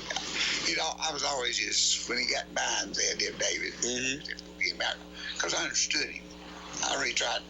When I worked for somebody, I tried my best to understand them and do what you wanted done. Because I was taking your money, and I figured out I wanted to be the best person you had to do exactly what you wanted done. I wasn't hired to brown nose, and I wasn't hired for anything. I was taking your money, and first off, I want you to tell me what you needed. It's like if I go do a show. I mean, I just did a wedding a few days. Tell me what you want, what songs you want, what you want me to do. Yeah. You check the PA. This means up. This means down. This means cut it off. And tell me what you want. I'm here to work for you for an hour. And after we leave, I don't want you to tell me anything. As long as the green's coming out, I want to do exactly what you want. I do it to every show. They'll say, what? I said, no, look here. First off, I need to hire Baker's house. I told his daughter that. She come over and she's kind of not what I say, the sweetest in the world. She started telling me, I said, just a minute, whoa. I don't want that PA too loud. I said, look here, man, let me tell you this. I'm here to work for you today. This means turn it up. This means turn it down, and this means quit. Now, that's all you got to do to me. You don't have to. I won't be mad at you. Just so I stay here my hour or 2 hours and get my money. But my 2 hours, I want to do exactly what you want. I don't want to hear a Rocky Top. I don't want to play a tune. I don't even want to be here. I'm working for you for 2 hours. If I was fixing your water pipe, I don't want to do it here either. But I want your water fixed. And when I get out Monday, I want you to pay me. It's a business. I look at everything I do as a business. And my daddy taught me that. And when I went with Mr. Abson, it was a business. I wanted to do exactly what he wanted. Sure. And I did. And nobody else took that kind of interest in him but me. And he's noticed. That's the same thing with Mr. Walker. When I worked with Mr. Walker, I tried to drive to suit him. I drove the speed he liked. I did everything. I didn't go to sleep and go through the cornfield like some of them. That was L.A., wasn't it? I didn't mention stopping or eating or nothing. I never did say I'm getting hungry or stop and eat. The only time I ever said, Mr. Walker, I said, Mr. Walker, yeah. I said, we're going to stop in a few minutes. We're just about out of gas. I didn't say we got to stop and eat. Because I'm going to grab peanut butter and cracker and everything I get, but I don't know when the next meal might be. It might be tomorrow. So you say, okay, I say, do you have any place you want me to stop? But we're going to stop pretty quick because we're down to, it's getting close to eat. You say, said, just stop next place you want to. He said, oh, nice. I pull in. He go in, and I grab me 2 or 3 Cokes and a pack of 2 or 3 pack of crackers and find my pocket. And off you go. I'd go. And I'd give him, sometimes I'd offer him my stuff, sometimes he'd take it, sometimes he wouldn't. And sometimes he'd say, won't we stop and eat? I'm getting hungry. Won't we stop and eat? And he'd say, go on, get what you want, and he'd pay for my food that way, you know. You know, when he said, we never had a cross word, well, why would we? I told him the reason we didn't. He said, you know, all the time you've been with me, we never disagreed on that. And I said, no, because I always did what she told me to. I took his money. That way of thinking is far removed from today. Today, people come to work with their whole goal is to get done, you know, and get out. They come to work with the plan to leave as quick as they can, do as little as they can, and get out. And it is. I know. I mean, I never had one person that we had a disagreement with. And it was over minimum wage. It went from $1 to $1.25. And I worked 2 business good today. Mm-hmm. That went from, that's the historical center. I guess I should talk about it. Well, it might not be on that show. I mean, anyhow, minimum wage went from $1 to $1.25. That's in the 60s. About 63, I'd say. I'm guessing. You can look it up. Don't hold me to it, because I ain't got I have my history pad with me. Okay. But anyhow, I worked 2 weeks, and I told the guy, I said, minimum wage went up, and I need $1.25. I need to go up a quarter. And he said, that's sanding floors and wheels made around the road. I thought, this guy won't be rolling me anymore, and that was not nice. If he said, yeah, in 2 weeks, I'm going to give you a raise, that would have been okay.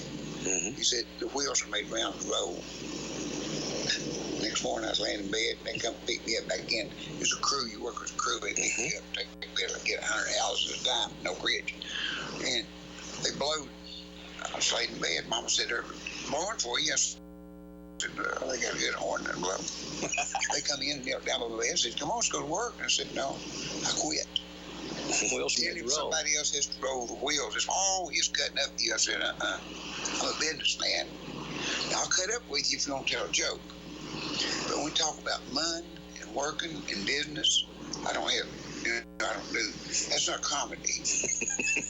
I'm not going in. He said, come on. I said, I ain't got nobody to help me today. This one did. He said, you just run that machine. I said, no, I'm not going. I'm definitely not going to go. You're wasting my time and yours too. I'm going to lay in bed. If I'm going to start death, I'll do it here in the bed. I'm not going to do it after working. Well, so I quit. Before the day was over, another company found out a way, called me up and asked me, would you come work for us, Santa Florida? I said, not for no $1 an hour. He said, oh, I'll pay you. I'll start you at $1.50. I said, what time you want me? I want you tomorrow. I said, I'll be there. Same company that didn't give me $1.25 called me up 3 months later, 4 months, and he said, there ain't no way you come back and help us, are they? And I said, well, I don't think so. I said, I get $1.50 an hour. He said, what if I give you $2 an hour when you want me to start? And I started and worked at Lake City High School. Mm-hmm. And that's when I got my job playing music. I was making $16 a day, and that minimum wage was $1. And I go over and play 1 hour for 20 and 2 hours for 30. And I was clean. I didn't have cough up splinters and dust every night. You know, one of them big old machines, and when you're young, you won't wear a mask. Yeah. You're too stupid. Mm-hmm.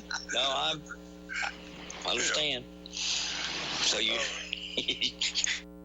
could go and fix the 2 hours and make more than you can make. But the main thing is, whoever you work for, try to study that person. And it's not, I don't want to do anything, but if I want to take, I just about, you think I won't go over and put somebody's set of guitar strings on? I don't even put them on my banjo. I can. If there ain't nobody there, I'll do it. Sure. I don't even want to tune them. As many thousands and thousands and thousands of cars that Lester Fox has sold and saw and drove and all. You think you want to go home at night and play car? No. I understand. Or you take me. I don't go home. I don't even want to talk about guitars. I don't even want to touch one about this. I have to. But if you're paying me to do it, but if you do it with a smile. Yeah, I understand. It's like, I think my sister said, she said, David, is just exactly like a radio. Anywhere he's done it, anything, I forget everything that I'm doing except that one thing. And Howard knows it's true. I can walk in TV, me and him would be talking about killing chickens or setting monuments. And when they say 5, 4, 3, 2, 1, my mind goes 100% to television. I don't think he knows it. We don't even talk about nothing else but TV. We're TV. Now, the minute we go out the door, back to killing chickens. We might say a few grumble things that I don't like what someone's over there or something like that. Then we go into another situation. Anyway, he worked with me. He jumped from putting up hay, walked in, and quickly introduced me. I go into a show, and Howard didn't try to think. He said, "Are we going to do anything tonight? We're going to set monuments, okay?" Then I went in. I was a monument salesman. Howard knows that. Is that the way it works? Exactly. You got to be you got to get that to 100% of what you are. You're preaching to the choir here. Rick Campbell. Seriously, I've told my guys, if you want to be successful with this, commit to it. That's right. Commit to it. I do everything I do that way. I'm married to it. They say, I've had people say, I don't know how you got to be successful. I'll tell you how you get to be successful. This is what I do, and this is all I do. Yeah. I've dabbled around. I developed that subdivision. I learned right quick I'm not a subdivision developer. It took 11 years, we came out okay, but whatever you do, commit to it. In anything. That's the only way it's going to be successful. Do that. Your business. All your heart and your whole mind. He knows a minute. They count me down 5, 4, 3. I turn right into a TV personality. So if I pick a band, I get the first 3 licks. It's supposed to be good heart. You've got to have faith in yourself, though, to do that. Yeah. Because it's scary to turn everything else off and commit to just that one thing. Because that's all the water in the bucket. You know what I mean? Yeah. And if you screw that up, and that's what you committed to, and it don't work, then you're starting all over again. Well, so I never did clear my mind about that thinking stuff. I let everything think. I just had to be there. You was the muscle. I know exactly what you were. My back too hard. I wish much you was, but it's both our back. But Rick Campbell told Luke we was doing Smith's Theater. We're standing there cocked, ready to go. Luke said, what are we going to start off with? What's the first number? And Rick said, Luke, David's got 100 shows in his head. He'll flip one on when they take David with. He said he'll dial one of it. But say my sister described it pretty good. She said, he's just like a radio. You can just jump from one channel to the next. One thing to another. But said he gives them all his best shot.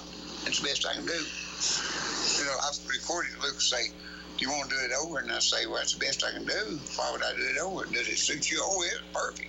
I said, well, why would I want to do it over? I played, you got all I have, yeah. I played every show as hard and the best I could do. It's the very best I could do. Yeah. I was just trained at it.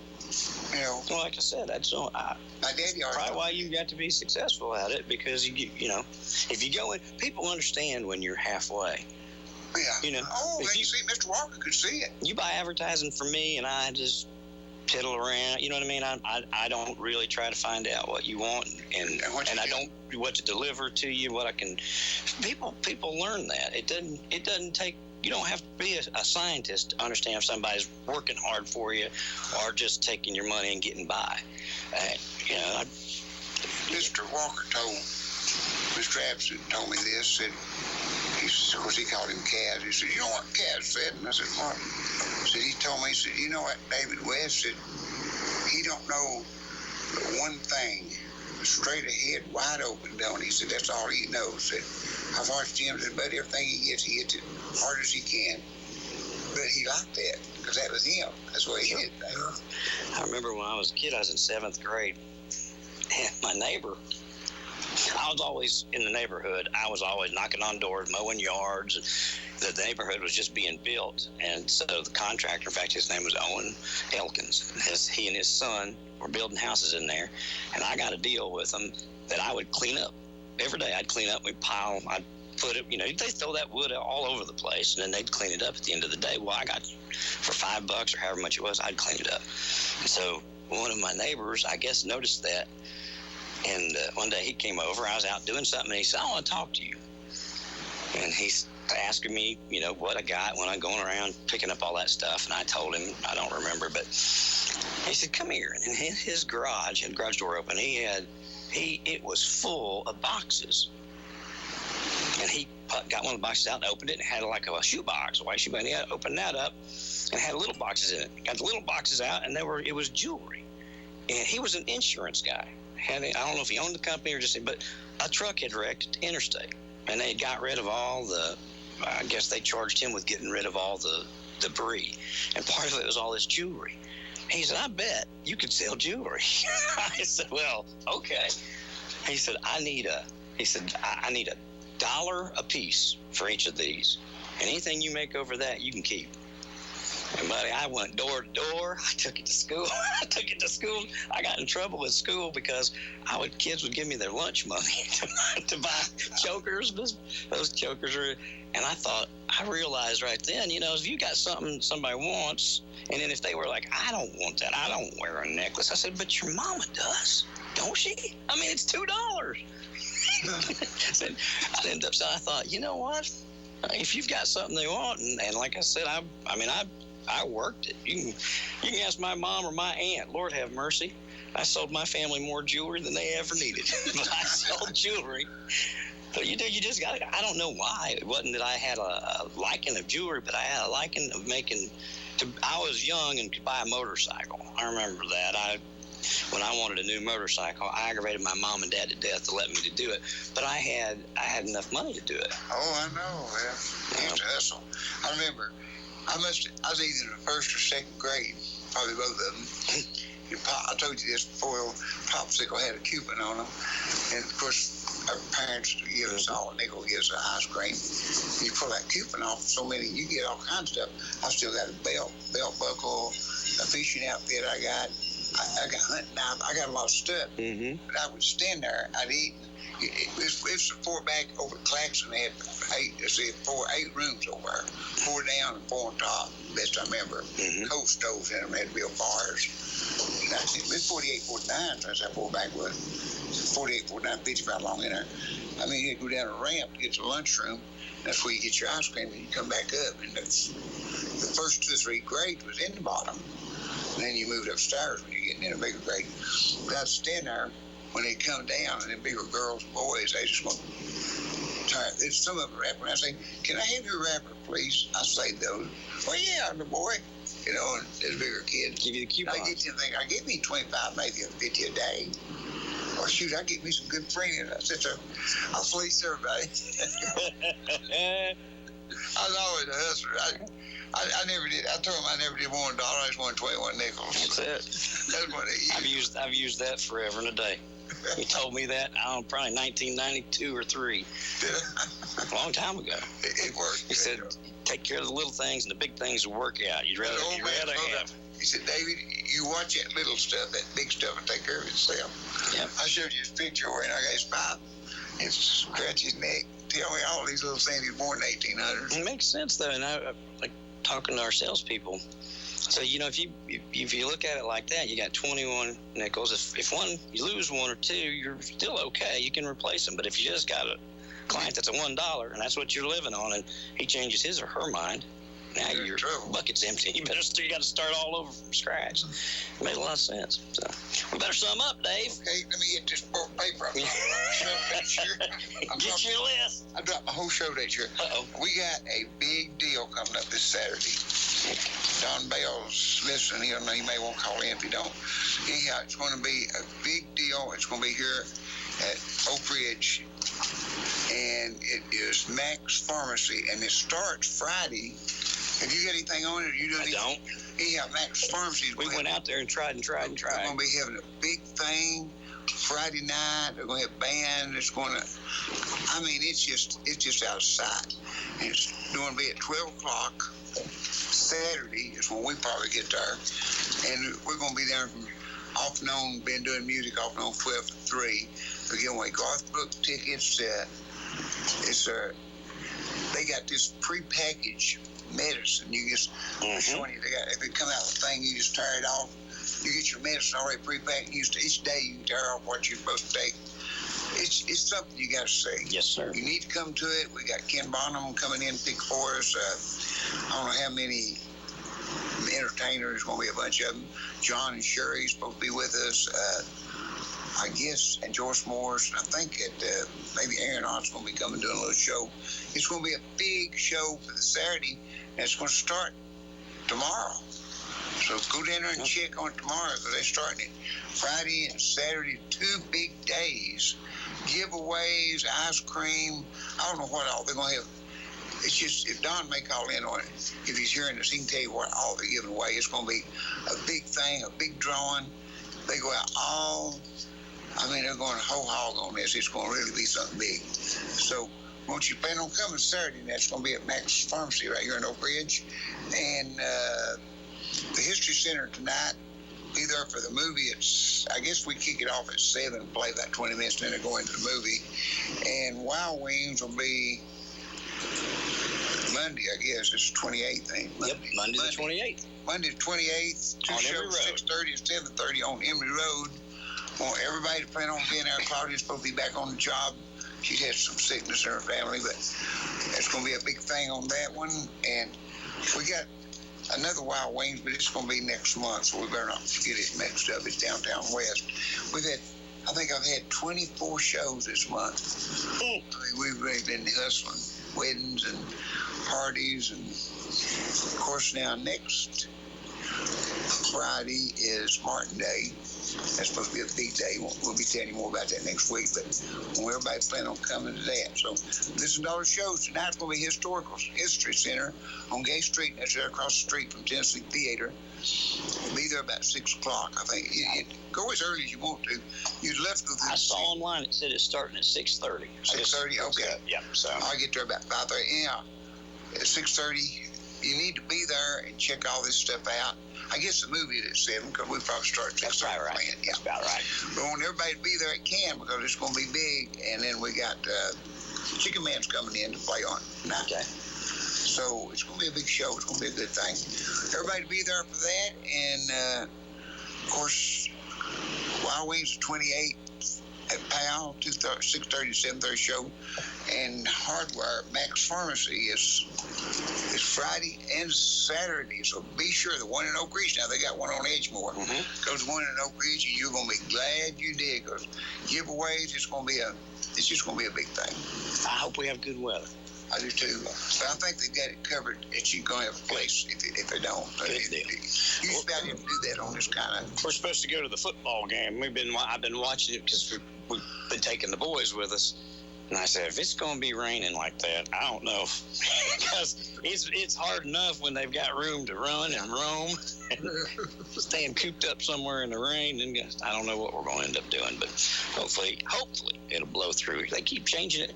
Me and Jim were talking today. We looked at 3 different places and had 3 different forecasts, 3 different chances. 50, 60, and 70% rain. Which one? We just went with 60, one in the middle. So. And they're going to do something about the climate change. And I've been here for all these years now, and I've never saw anybody stop or start the rain or the snow or the wind. They can't handle that. That's the good Lord's work, and if we could get off that and do some things that we might be able to do. Yeah, just do something we're capable of. I think we've got out of our tree, and we don't know where we're at. Climate change.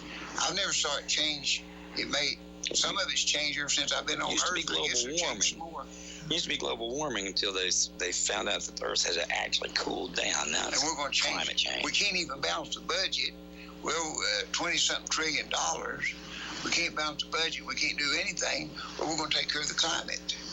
Well, my daddy used to tell me, he'd say, David, don't get so dumb that your ignorance goes to seed on you. That's what my daddy used to say. And I think don't let it take hold. I think we've got up there now that ignorance has went to seed. They're talking about stuff we can't even do. It reminds me of a car on the interstate. The motor quits, and you get out and start working on your signal light. That's what it reminds me of. I mean, if your signal light works, you still can't go nowhere because your motor's dead. See, we're working on the wrong end of the horse, I believe. I think so you're there's right. something bad going on. I mean, the things that we're working on, it's not going to help anybody either way. It ain't going to do nothing for nothing if we can get to debt.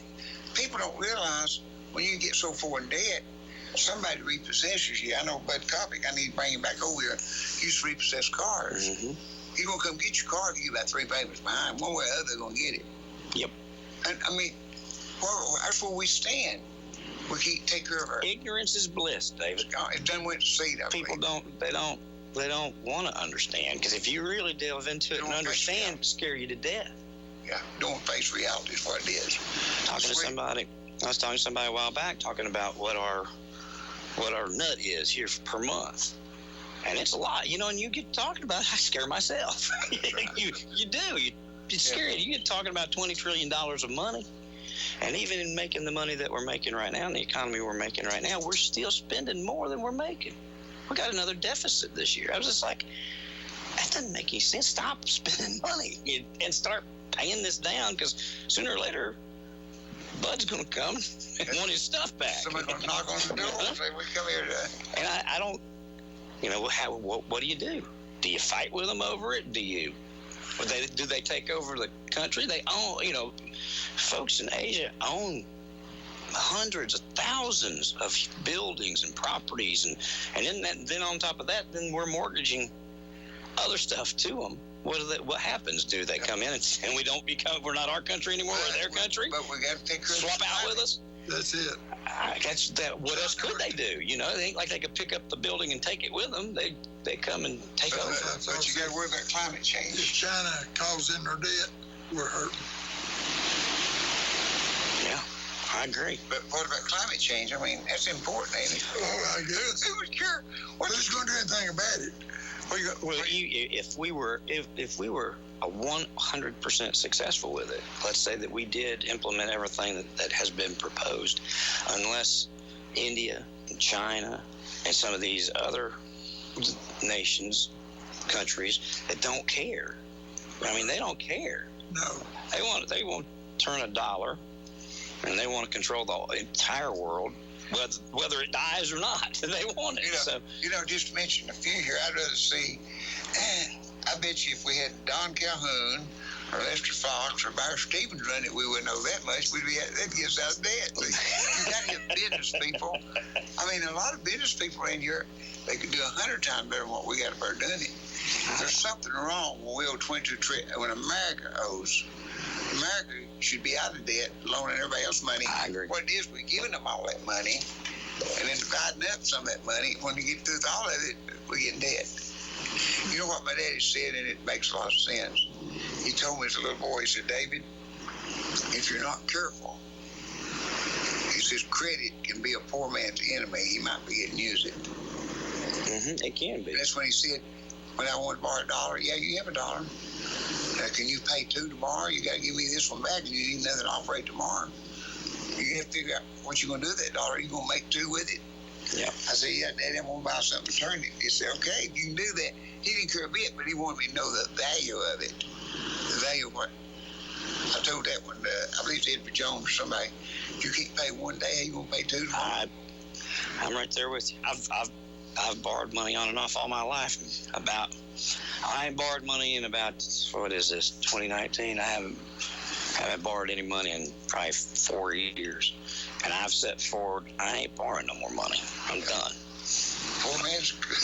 Well, it can get you, and a lot of times they prey on folks that, they might not be able to afford that 2,000 square foot house, but they can get them the credit for it. And see, the people that are providing the credit get paid when the loan is made, the realtor or the whoever. And for a long time, they paint this pretty picture, and you spend more money than you need it, or than you ought to. And then all of a sudden, look 2-3 years down the road, and you're losing that house.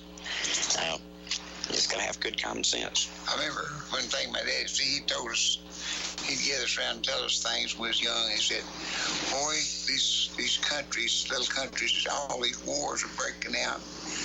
And every time you get in war, he said, I'll tell you what war's about. It's a rich man's war and a poor man's fight. He used to tell us that. So I mean, think about it. Do they want to go over there I'm not in politics, anything. I wouldn't run. I wouldn't even have to give it to me. Any office that's out there. But do they want to go over there and fight like that guy that they're expecting? I just played last week. I just went down and played for the veterans last Friday night. And you see people there with their arm blowed off, their legs. They can't hear, they can't see hardly. I'm in bad shape. And I told him, I got up and I said, the reason we're here is because of you. Sure. You sacrifice so much for our country and for us. It's always an honor for us to come play for the veterans. But how many senators, congressmen, presidents, very few, won't go over there and fight like that or send their kids over? I'm talking about something you can't win. You go in for a few days and stay. You don't ever get out. I mean, what people going to fight? They do and walk part of them problems and get out and then go and kill each other if you possibly can. I know you fight for survival sometimes, but make sure it's for that. I don't think we ought to get into any wars that we aren't ready to win. Period. And I say take all your tricks, because you know, I don't think we ought to go over there and peacekeep. Really, if it ain't important enough to drop a bomb on them, then it ain't important enough. It ain't important enough. If it ain't important enough. And look here, I told them when they started the Iraq war, I said, well, okay, we're going to fight it, put the oil wells out and all that. Yeah. Let's do it. But now look here, we're going to do it the way my daddy set it up. I want a toll put on every one of them oil wells when they get us paid back with a little profit. You don't do nothing even for even. You swap nickels all day long, you still got a nickel. Yeah, I agree. Somewhere. I said, put tolls on everyone. We're going to put the oil wells out, and we'll do it. And at the end of the day, when them things are all out, we get oil free to sell or whatever we need to do with it till we get our $1 trillion back. Yep. Plus, we got to have interest and a little bit for our health. We didn't go over and do it for our health. No, we went over and did it. Then we went over and started rebuilding it. Yeah. My brother-in-law's been over there 3 times, overseeing. He's an engineer, but overseeing like building bridges and all that stuff. Everything's a business. It's got to be run like a business. But from the United States, we go over and fight their wars for them, blow it all to pieces, then we go back and build it for them and give it to them. Better than we blow that start with. Or wouldn't you let somebody blow your house up and give you a big, nice mansion? Well, yeah.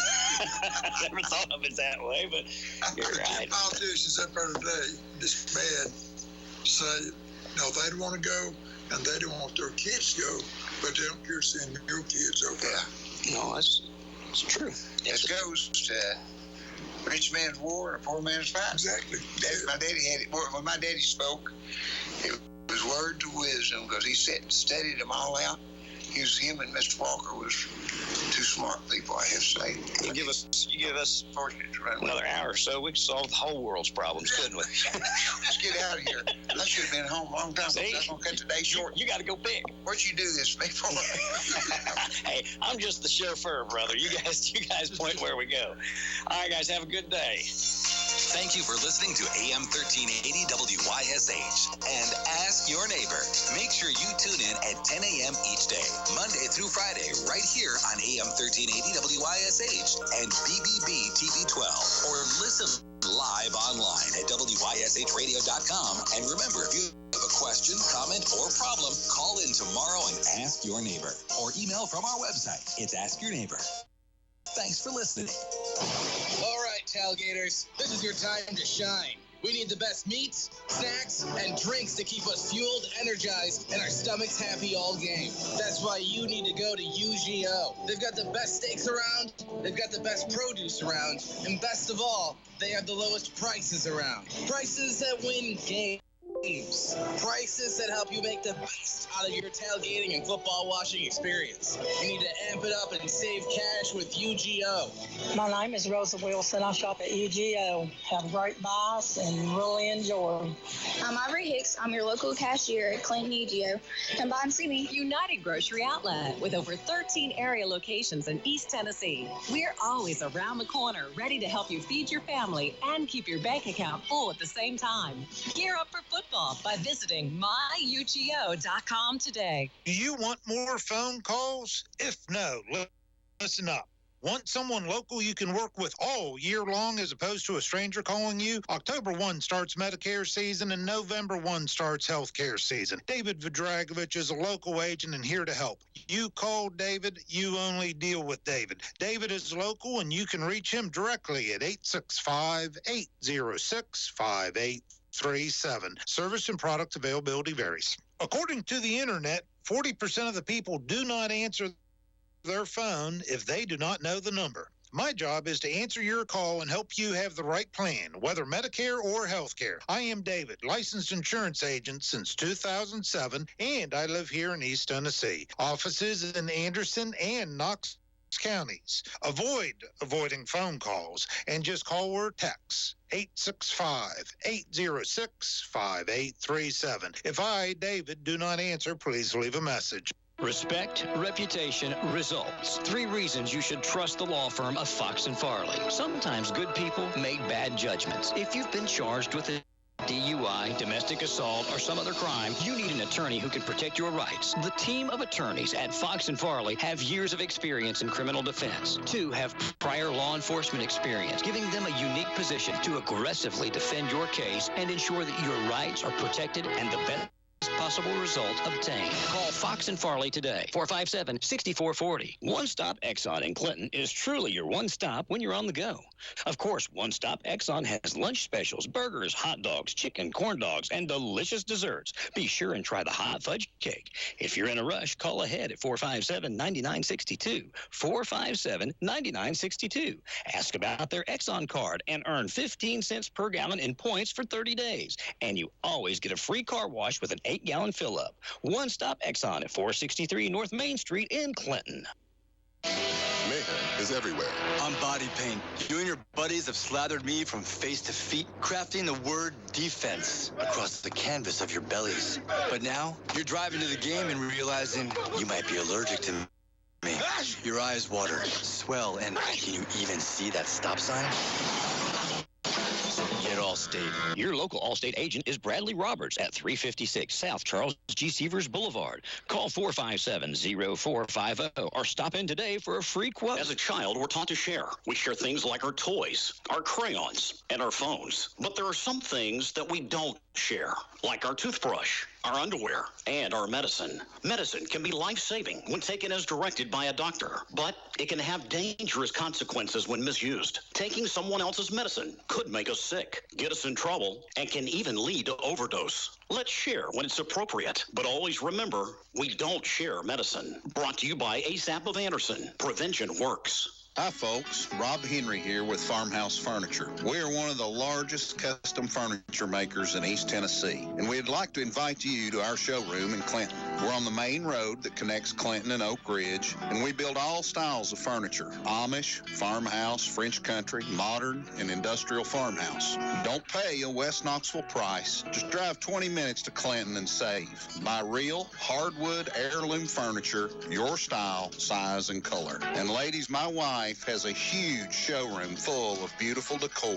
Women who visit our shop say there's nothing like it anywhere in Knoxville. And make sure you check out our fabulous year-round Christmas shop too. See our furniture on our website at tnfarmhousefurniture.com. And ladies, make sure that you visit the year-round Christmas shop at Farmhouse. There is nothing quite like it anywhere in Knoxville. Beautiful trees, signs, and the finest Christmas decor anywhere. H&H Body Shop is a family-owned and operated body shop. Here's Darla, co-owner of H&H Body Shop, on how she ended up in the family business. Well, I was born into it, but I did choose it. I helped my dad at night on his paperwork when I was a kid. Then I started during high school coming up here. Then after I graduated from state, I ended up here full time. Daddy got ready to retire, and he wanted me and Barry to do it together. So me and Barry became partners in the early 90s, and we've stuck together ever since. What do you think sets H&H Body Shop apart from all the others? We try to fix your car like it was our own. A lot of times other body shops just don't care like that. We're family business, and we act like a family business. H&H Body Shop on North Main Street in Clinton. Call 865-457-9734. H&H Body Shop. There since 1960. There when you need them. Respect, reputation, results. A divorce or child custody case can be very stressful. You need to know your rights. The team of attorneys at Fox and Farley can ensure that your rights are protected and that your children's best interests are taken into account. The Fox and Farley team has years of experience in divorce, juvenile law, and child custody litigation, and will be at your side through every step of the process. Call Fox and Farley today, 457-6440, 457-6440. The team at Fox and Farley. Fall in love with the Lantern at Morning Point, Alzheimer's Center of Excellence in Clinton. The Lantern at Morning Point of Clinton is a purposely designed memory care community on one level that provides individual and custom memory care programming. Nestled in a home-like environment, we provide residents with structure to help them feel safe and secure. Move in before October 31st and take advantage of our fall promotions. Call today to schedule a tour, 865-457-4005. Located at 960 South Charles G. Severs Boulevard. We look forward to serving you in our community. You have too much invested in your home to let water damage cause problems, and it can indeed cause problems. Mold, foundation failure, and structural damage. There's a company right here in East Tennessee that can take care of the problem, and they guarantee it. DryTech has the experience and knowledge to fix leaky basements and crawl spaces. Call DryTech today at 865-410-1077. DryTech never charges for estimates, and they're very cost-effective compared to the competition. DryTech's customers can tell you about the quality of the work. Billy says he and his wife Christy couldn't be happier with the results in their crawl space. Dennis says DryTech's workers were trustworthy and efficient. And Hunter says, good people, great work. If you have problems with water getting into your basement or crawl space, don't delay. Call DryTech today, 865-410-1077, or go online, thedrytech.com. Mention this ad, get $250 off. Remember, the estimates are free, the work is guaranteed. DryTech, the Knoxville area's premier basement waterproofing contractor, 865-410-1077. DryTech is a veteran-owned business.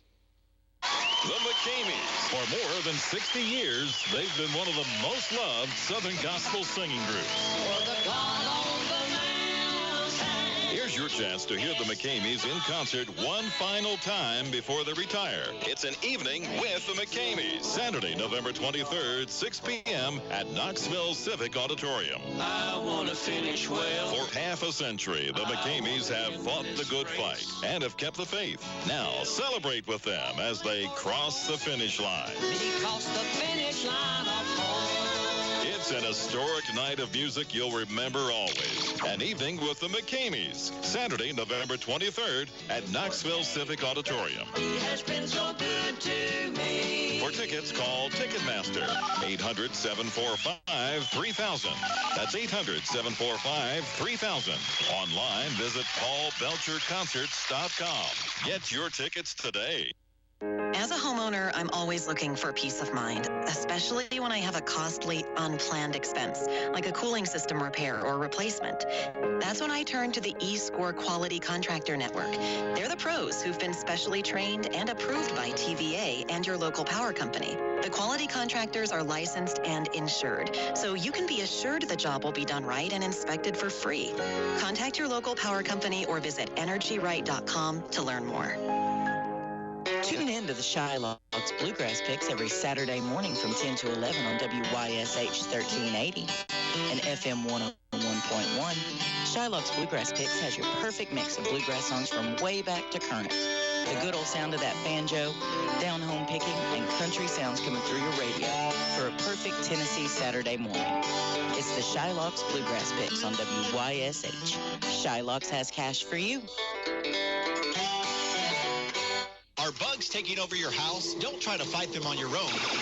Call Bug Busters and get bug-free. Bug Busters controls termites and other pests, and they do it with green products. They're licensed, bonded, and insured, and they guarantee their results. Need them on the weekend? Just give them a call at 865-456-3795. Interior and exterior services starting at just $30. Stop overpaying for your pest control. Call Bug Busters, 865-456-3795. Tennessee Charter member 5170. Biblical Times Dinner Theater is going into its 6th year of unmatched biblical productions, all served with a great meal. But this year is special. They've just added a new holographic video mapping multimedia system that totally immerses the audience in the story and is sure to have a lasting impact. In honor of this special year, they're presenting a special production, Jesus Christ, Heaven's Hero. This production pays tribute to not only the great heroes of the Bible, but also recognizes some of our Valley's greatest heroes of the faith, including a special tribute to America's great pastor leaders. It all culminates with honoring our greatest biblical hero of all, Jesus Christ. Also special this year, all pastors and their wives get in free. Be the first to tell your pastor. The Gospel Variety pre-show and meal all starts at 6 p.m. For reservations, call 865-908-3329. Biblical Times Dinner Theater, located at Light Number 2 on the Parkway in Pigeon Forge.